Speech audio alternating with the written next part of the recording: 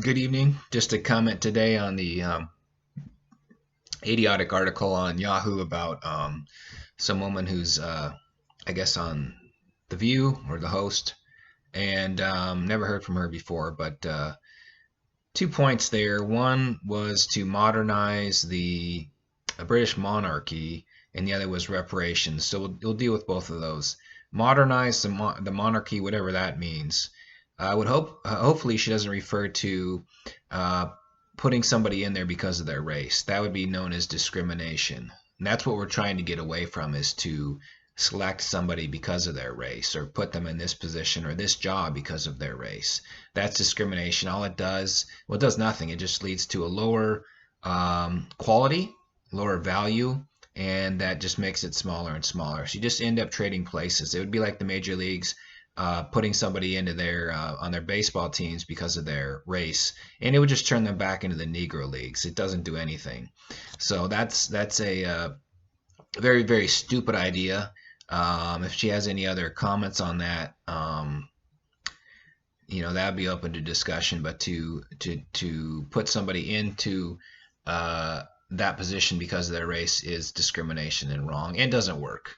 The second part, the reparation part, is surprising from the British standpoint. Most of the argument with reparations is in the U.S., which did have slaves several hundred years ago. Britain had nothing to do with that. U.S. became independent, I believe, in 1776, which was about 100 years before that time period.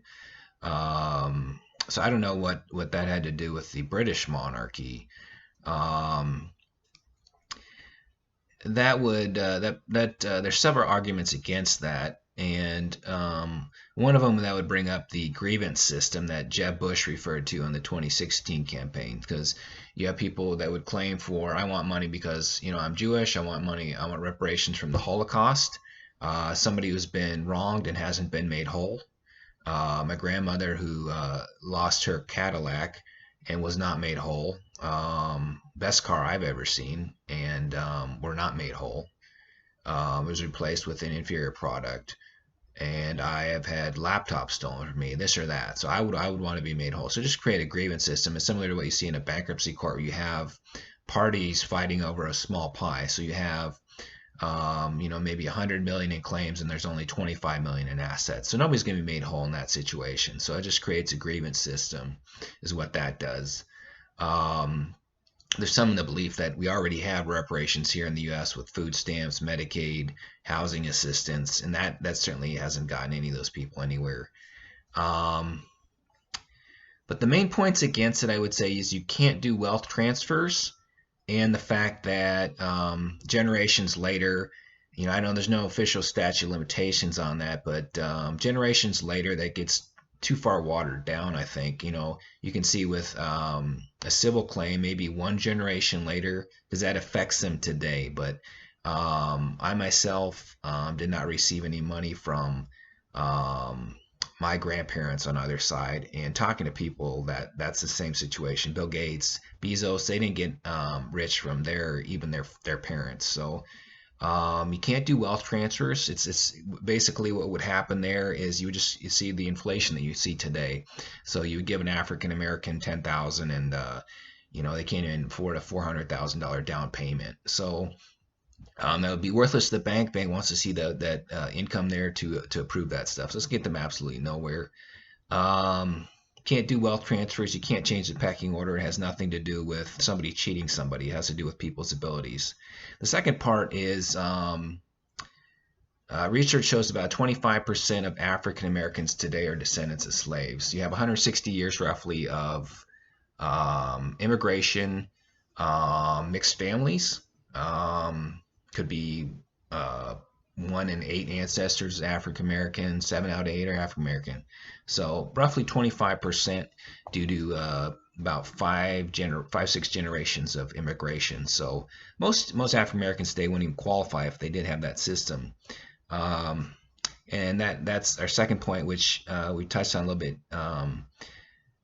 Several generations later, today, you have a family, probably average age of death, maybe 80, 70 to 90, somewhere in there. So the child's maybe 50, somewhere in there. So that's a good portion of working life. So when they do get an inheritance, which it is taxed, the Democrats are in favor of taxing that. So whatever's left over, um, it's not a big part of somebody's portfolio. As you can see with Jeff Bezos, Zuckerberg, these people are not wealthy based off of inheriting money. These are front runners. Their ancestors are not known until they are known. So it's not like Rockefellers. Rockefellers aren't even at the top today. That's my whole point. So uh, people do not become rich off inheritance. So the question is, where do you draw the line? Maybe one generation. If this was an argument late 1800s, I think that would apply there. But certainly, a case could be made, I think, at that time.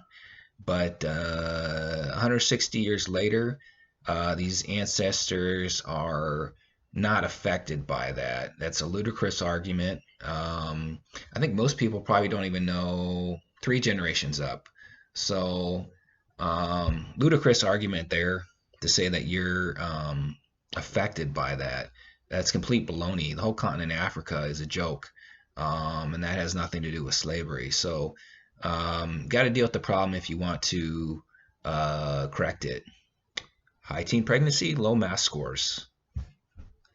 And we'll wrap it up.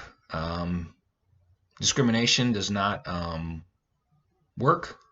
Reparations can't do wealth transfers. You can look at it from a civil argument. 6 generations later, pretty watered down at that point. And it's not going to, even if we could afford it, if you go with that argument, 6 generations later is not an argument there. And you open up a grievance system with Jewish people, the Holocaust, anybody who's been wrong, which is probably about anybody. So very, very selfish argument there. Can't happen. And